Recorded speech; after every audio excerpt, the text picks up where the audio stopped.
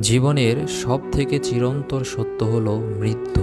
কোনো হিন্দু, বৌদ্ধ, খ্রিস্টান এবং অন্য যে কোনো ধর্মের লোক কিংবা কোনো নাস্তিকও বলতে পারবে না যে তার কখনো মৃত্যু হবে না। আমাদের মধ্য ধর্মীয় বিশ্বাস অনুযায়ী মৃত্যু সম্পর্কে ধারণা এক একজনের এক এক রকম। পূর্বের অংশে আমরা এই নিয়ে আলোচনা করেছি, আর আলোচনা করেছি মৃত মানুষের রহস্যময় অনুভূতি সম্পর্কে। আজকে আমরা আলোচনা করব কোন ধর্মে মৃতদেহ কিভাবে সমাধি করা হয়, একজন মৃত মানুষকে কেমন সম্মান দেওয়া হয় সে সম্পর্কে। চলুন তাহলে আমাদের আজকের এই আলোচনাটি শুরু করা যাক। সকল প্রশংসা একমাত্র মহান আল্লাহর, যিনি আমাদেরকে সৃষ্টি করেছেন এবং দান করেছেন অসংখ্য নিয়ামত। হে আল্লাহ, রহমত ও শান্তি বর্ষণ করুন